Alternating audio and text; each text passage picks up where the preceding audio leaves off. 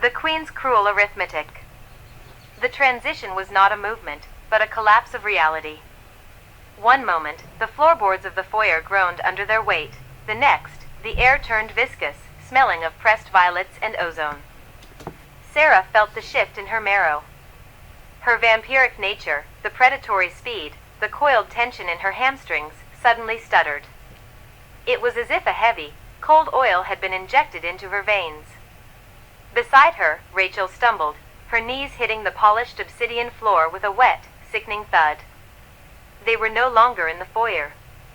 They stood in a vaulted hall that defied Euclidean geometry. The walls did not meet the ceiling at right angles. They curved inward, shimmering like the inside of a polished abalone shell. Thousands of glass lanterns hung from the rafters, each containing not a flame, but a pulsing, captive spark of light that beat in time with a slow, mechanical thrum.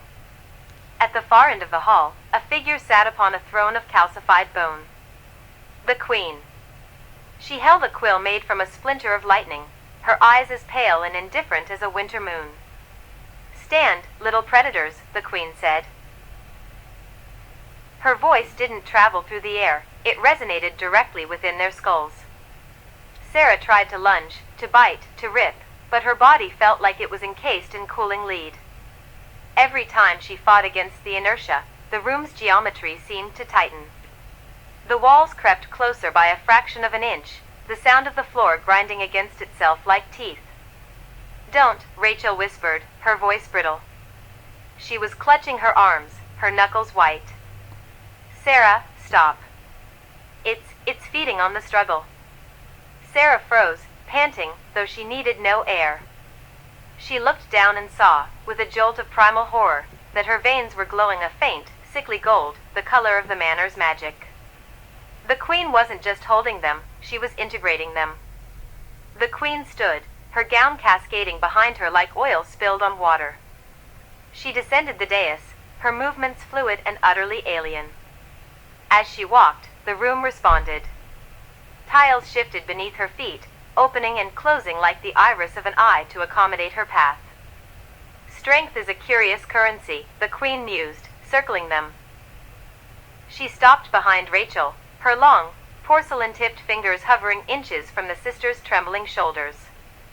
"You vampires pride yourselves on the violence of your existence. You take, you consume, you exert. But here, the math is different."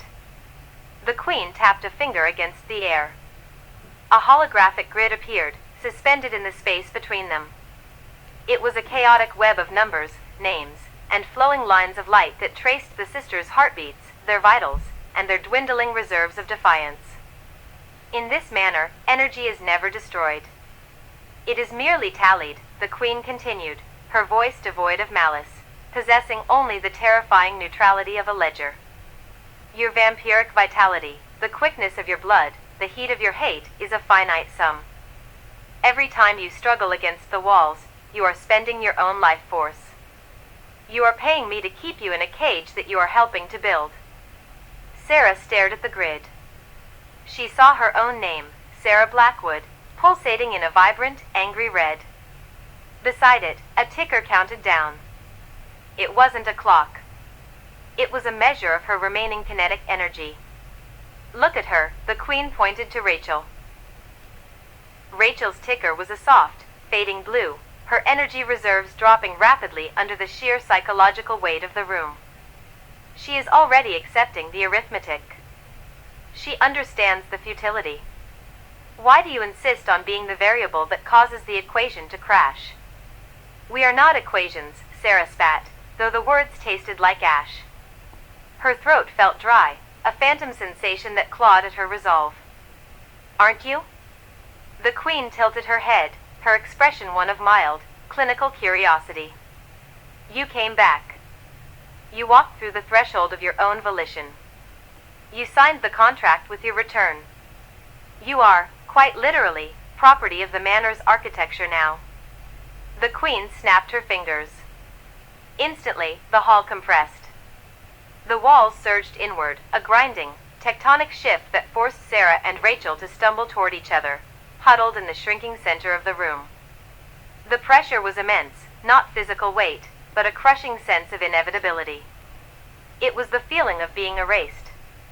"I see the tension in your muscles," the Queen whispered into Sarah's ear, her presence freezing the air around them.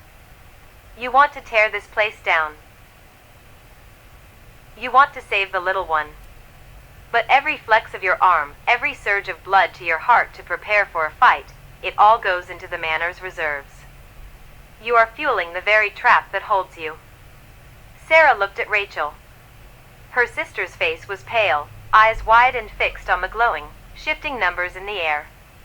Rachel looked hollowed out, her vibrant spark dimmed, as if the Manor were literally siphoning the self out of her to store in the walls. "Sarah," Rachel whispered, tears of blood welling in her eyes. "She's right. I can feel it. The house, it's breathing for us. If we stop, it stops. If we fight, it grows." "We don't stop," Sarah growled, her voice a low, guttural vibration. "Then you will reach zero," the Queen said, stepping back, her smile thin and bloodless. "And when the balance reaches zero, you will become static. A fixture. A decoration. Like the others who thought they were the protagonists of their own stories." The Queen gestured toward the curved walls. As the light from the lanterns shifted, Sarah realized with a sickening lurch that the walls weren't made of stone. They were glass-fronted cells, stacked in a dizzying, recursive array. Within them stood hundreds of figures, frozen, gray-skinned, their expressions etched in a permanent state of agonizing stillness. They weren't statues. They were captives whose balance had reached zero. The realization hit Sarah like a physical blow. She wasn't fighting a monster, she was fighting a system. A cold, calculated, and perfectly efficient machine of soul harvesting. And the machine was hungry for her, for Rachel, for every drop of their stolen, unnatural life. "Your arithmetic is flawed," Sarah said, though her heart hammered against her ribs like a trapped bird. She forced herself to breathe, not to fight the pressure, but to observe it. "Because if we stop, you lose your entertainment. You want us to perform.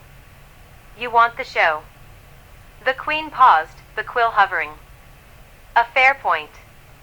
But a show requires a stage. And a stage requires that the performers remain within the lines I have drawn." She gestured, and the floor tilted, a subtle incline that forced them toward the center of the hall, toward a dais that hadn't been there moments ago.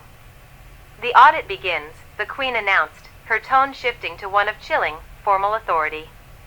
"Verify your names.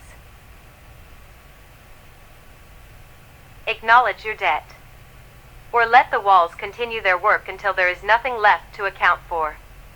Sarah felt the shift in the air, the expectation of surrender. The Manor was waiting. The walls were listening. And for the first time, Sarah understood the true nature of their prison. It didn't need bars of iron. It only needed their compliance, a signature in blood and spirit, to turn them into exactly what David wanted them to be. She looked at the walls, then at Rachel, then back to the Queen. She had to survive. She had to find the error in this cold, mathematical cruelty. But as the floor continued to tilt, drawing them deeper into the Queen's design, Sarah realized she couldn't outrun the geometry. She would have to learn to use it against the architect. The air in the chamber did not just chill, it curdled. It smelled of ozone and ancient, pressed paper, the scent of a library that had long ago forgotten the warmth of a living mind. Sarah stood rigid, her fingers curled into claws at her sides, but her muscles felt as if they were being threaded with lead wires. Beside her, Rachel trembled, a soft, rhythmic shuddering that vibrated through the floorboards. The Queen stood before a lectern carved from bone-white marble, a massive, vellum-bound ledger resting open upon it. She did not look at them. She did not need to. Her fingers, long and tipped with nails like shards of obsidian, danced over the parchment, her movements precise, rhythmic, and utterly devoid of mercy. "Mathematics, Sarah," the Queen said, her voice a silk ribbon drawn slowly across a razor blade. She didn't turn. "The universe is governed by it. Gravity, light, the decay of your own bloodthirst. And yet, You and your sister have spent centuries treating your existence as an anomaly. An error in the equation. She turned a page. The sound was like a bone snapping in a quiet room. It is time to balance the books. The queen finally turned. Her eyes were not eyes at all, but shifting geometries, triangles of gold and obsidian rotating in sockets of pearlescent skin. She gestured toward the empty space between them. A manifestation of ink and shadow bloomed in the air, coalescing into a quill that hovered, dripping a viscous, midnight black fluid. We have already given you everything, Sarah spat, though the words felt heavy, dragging against the unnatural gravity of the room. We gave you our names. We gave you our fealty. What more could you possibly hope to extract from a void? The queen tilted her head, a bird observing a worm. Fealty is a social construct. It is flimsy. It is subject to change. I require inventory. I require the acknowledgement of the transaction. No, Rachel whispered, stepping forward, her hand reaching toward Sarah's. The air between them hummed with a violent, electric static. As Rachel moved, a translucent wall, a grid of shimmering, golden light, flickered into existence, slamming her to a halt. She cried out, clutching her chest as if she'd been struck by a physical blow. Do not, the queen commanded, her voice dropping an octave, sounding now like the grinding of tectonic plates. Step back, Rachel. To move against the ledger is to initiate a penalty phase. I should hate to see you reduced to a mere semicolon in this chapter. Sarah looked at the ledger. The pages were dense with names, thousands of them, each written in a different hand, a different ink, a different soul. Many were crossed out with brutal, thick strikes of red. Below the signatures, there were columns. Debits. Assets. Latency. A name is not just a sound, the queen continued, stepping closer, her gown, woven from what appeared to be dried, golden autumn leaves, rustling with the sound of a forest fire. It is a beacon. It is a signature on a contract written in the marrow of your bones. When you stepped back into this manner, you signed the bottom line. You simply haven't felt the weight of the ink yet. She tapped the ledger with a singular, sharp fingernail. I require you to read the ledger, Sarah. Not with your eyes, but with your intent. Acknowledge your debt.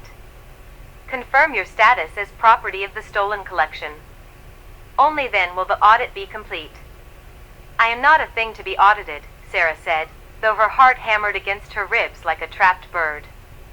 She felt the manor itself listening, the walls leaning in, the cameras hidden in the ornate crown molding tracking the dilation of her pupils.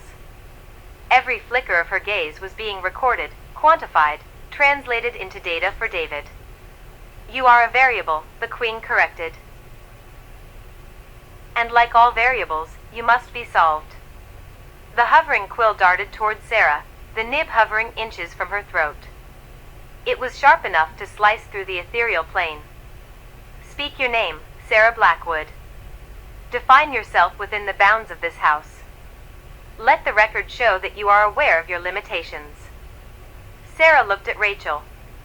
Her sister was pale, her skin translucent, her eyes glassy with a dawning, terrifying clarity. Rachel wasn't just afraid, she was fading. The manor was literally drinking the color from her, the vitality from her veins, pulling it into the stone, into the architecture, into the very ledger that stood before them. The queen wasn't just talking, she was siphoning. I won't, Sarah breathed. Then Rachel shall be the first to balance the ledger, the queen said, her tone utterly bored. She made a subtle gesture with her hand, and the grid of golden light around Rachel constricted. Rachel gasped, her body bowing backward. A faint, silver mist began to seep from her pores, spiraling toward the ledger, pulled by an invisible vacuum. The name Rachel Blackwood on the page began to glow with a sickly, iridescent light. It was being rewritten, the ink shifting, forming new, complex characters that looked like tiny, writhing spiders. Stop it. Sarah lunged, her vampiric speed kicking in, but it wasn't enough. The air turned to gelatin. Every inch she pushed forward required the effort of 1,000 miles. Her muscles burned, her blood felt cold and sluggish, turning to ice.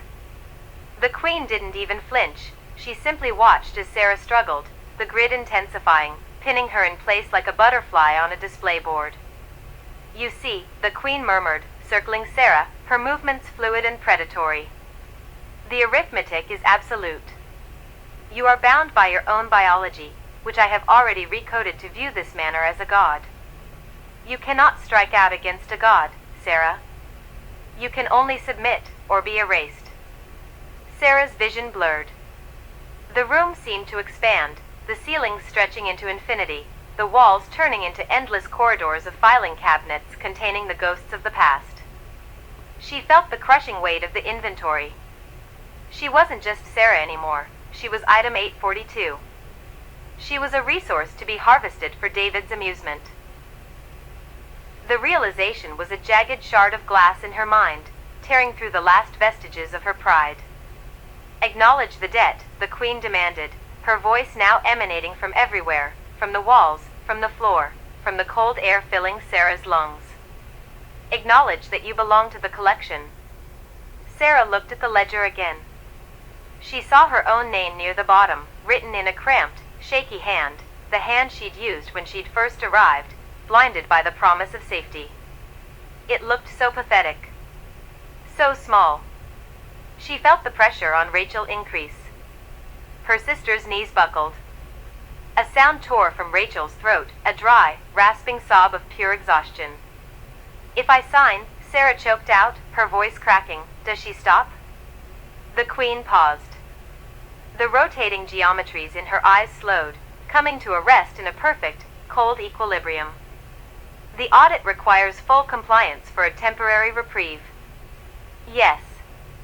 She will be allowed to recover, provided the ledger reflects the truth of your subjugation." Sarah looked at the quill. It was a dark, inviting abyss. She felt a profound sense of loss, not of her life, but of her sovereignty.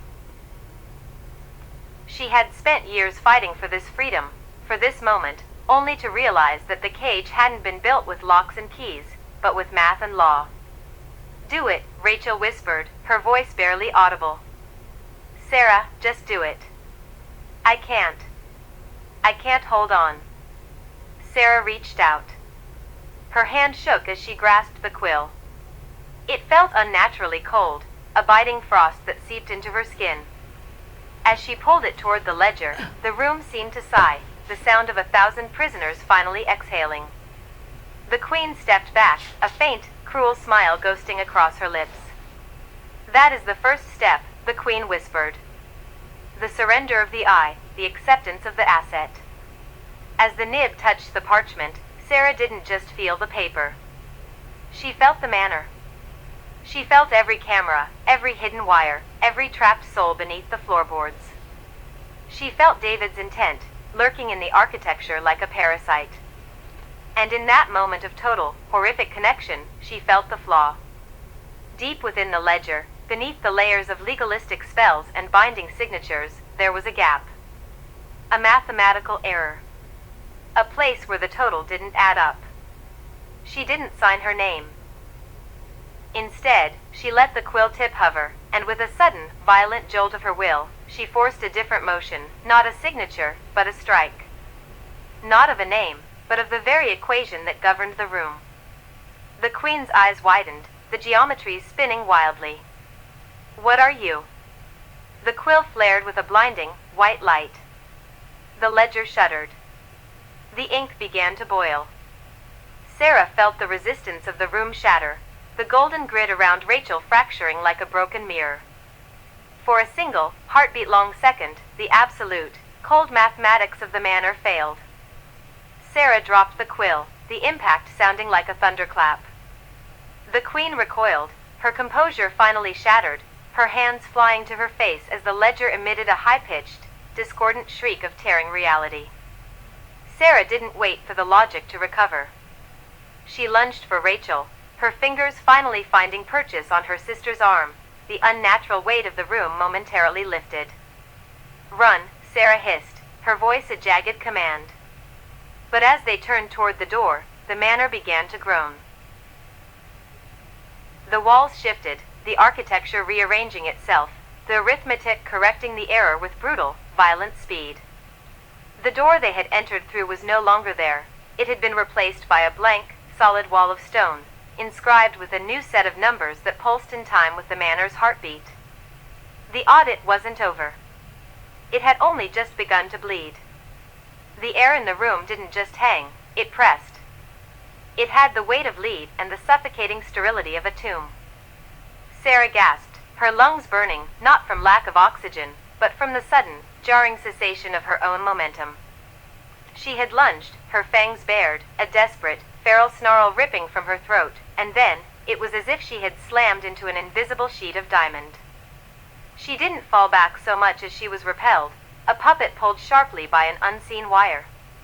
She hit the floorboards with a dull, sickening thud. Her teeth rattled in their sockets, and a sharp, metallic taste flooded her mouth. She scrambled, clawing at the wood, trying to find purchase, trying to push herself back up, but her limbs felt like they belonged to a stranger, heavy, unresponsive, drained of the vampiric electricity that usually hummed beneath her skin. Across the chamber, the queen stood unmoved. Her gown, a cascading waterfall of moonlight and spider silk, didn't ripple. She held a heavy, iron-bound ledger in one hand, her long, pale fingers tracing a line of ink as if she were tallying the cost of a crate of grain rather than the soul of a predator. The impulse was predictable, Sarah, the queen said, her voice a calm, melodic chime that cut through the silence of the room. She didn't look up. Impulse is the friction in the machinery of survival. It is the waste product of the desperate. And it has been noted. Sarah pushed herself onto her knees. Her knuckles were raw, skin torn from the impact against the wards. She looked toward Rachel, who sat slumped on a velvet ottoman nearby, her face a pale mask of horror. Rachel's eyes were wide, fixed on the queen, but there was a glassy, distant quality to her gaze, the look of someone whose foundation was being systematically dismantled. "Look at her," the queen continued, gesturing languidly toward Rachel with a quill that seemed carved from a human finger bone. "By attempting to fight the arithmetic, you have only accelerated her decay. Every violent motion you make, every heartbeat you waste on defiance, pulls a thread from her stability. You think you are the protagonist of this little drama, Sarah? You are merely an entry in the ledger. A debit that must be balanced." Sarah stood, her legs trembling. She felt a profound, hollow ache in her chest. For the first time, the why of their situation began to crystallize. It wasn't just that they were trapped by bars or walls, they were trapped by the logic of the manor. The queen wasn't just a jailer, she was an accountant of misery. Sarah looked at the walls. They were lined with ornate, gilded mirrors that didn't reflect the room. Instead, they reflected different iterations of the sisters, different screams, different failed attempts to reach the door, different expressions of agony. Every time Sarah breathed, the image in the mirror shifted, as if the manor were processing her reality in real time, calculating the exact amount of dread required to keep the power grid of the house fully charged. "You're not keeping us," Sarah spat, the words tasting like ash. "You're harvesting us." The queen finally looked up. Her eyes were voids, swirling with the same iridescent, sickly light that permeated the manor's architecture. Harvesting is such an agrarian term. We are curating. You were lost, Sarah. You were wandering the world, fading, forgotten. David simply provided a context for your existence. He gave you a story to inhabit. And stories, by their very nature, require conflict. They require resolution. They require a ledger. Sarah took a shaky step toward the center of the room. She felt the invisible pressure again, a subtle, vibrating hum in the air, and she forced herself to stop. She had to be calm. She had to be cold. She had to mirror the cage if she was ever going to break it. And what happens when the balance is off? Sarah asked, her voice tight, controlled. What happens when you find a variable you didn't account for? The queen arched a thin, elegant brow. She stepped forward, the floorboards making no sound beneath her feet. She stopped just inches from Sarah. The scent of ozone and rotting lilies was overwhelming, but Sarah didn't flinch. She locked eyes with the creature, drawing every ounce of her remaining will into a focused point of inquiry. "You speak as if you are capable of complexity," the Queen whispered. "But you are a creature of hunger, Sarah. Even now, you look at me and calculate the distance to my throat. You are hungry for the end of this. But the ledger is infinite. There is no off position. There is only the next line item." The Queen tapped the open ledger. On the page, Sarah saw their names, Sarah Blackwood and Rachel Blackwood, written in a script that looked like moving, black inkworms. As she watched, a new line appeared, seemingly written by the air itself. "Attempted rebellion. Localized energy expenditure 14%. Sarah felt a surge of cold dread. Every action, every pulse of her heart, every blink of her eye, was being converted into a unit of measure. She wasn't fighting a monster. She was fighting a mathematical proof of her own obsolescence. "Rachel," Sarah whispered, not taking her eyes off the Queen. "Look at me." Rachel blinked, pulling herself back from the brink of dissociation. Her voice was a cracked reed. "Sarah, there's nowhere to go. I can feel the house, Sarah. It's inside my head. It's counting my thoughts." "Then stop thinking," Sarah said, her voice sharp. "Don't give it the data. Don't give it anything." She turned her attention back to the Queen. The creature was waiting for a reaction, a scream, a lunge, a plea. Sarah gave her none. Instead, she began to analyze the geometry of the room. The way the shadows fell against the corners, the way the light reflected off the silver filigree molding, it wasn't random. It was rigid. It was a grid. And every grid, no matter how vast or ancient, had to have an origin point. A zero. If David's power was based on the contracts, on the true names, then the contract wasn't the wall, the contract was the agreement. Sarah took a breath, closing her eyes for a split second. She felt the pressure of the room, the weight of the Queen's gaze, the shivering presence of the manor itself. She needed to stop being the star of David's show. She needed to become an error. An undefined value. "You're right," Sarah said, her voice dropping to a low, hollow monotone. "The ledger is perfect. It accounts for everything I've done. Every fight. Every scream." The Queen smiled, a thin, cruel expression that didn't reach her dead eyes. "Yes. It does. But," Sarah continued, her voice devoid of emotion, "it assumes I am a creature of logic. It assumes I will react to the stimuli provided." She shifted her stance, not into a fighting position, but into a posture of total surrender. She let her arms hang limp, her head bow slightly, her heart rate slow until it was a rhythmic, barely perceptible thud. She stopped trying to resist the manor's pressure and instead leaned into it, imagining herself as a ghost, as something that occupied space but possessed no mass for the manor to measure. The Queen's smile faltered. The quill in her hand hovered over the ledger, the tip trembling as it sought to record a movement that wasn't there. "What are you doing?" the Queen asked, her voice losing its melodic, detached quality.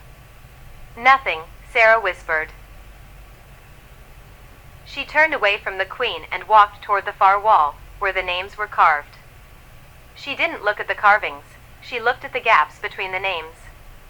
The empty, unwritten stone.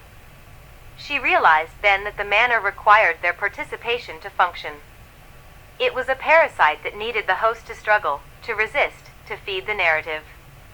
If she stopped playing the role of the captured prey, if she became simply, static, a background noise in the Queen's grand, macabre calculation, she might find the edge of the board. "You cannot escape the arithmetic," the Queen insisted, her voice rising, a note of genuine irritation creeping in. "You are bound by the name. You are bound by the pact."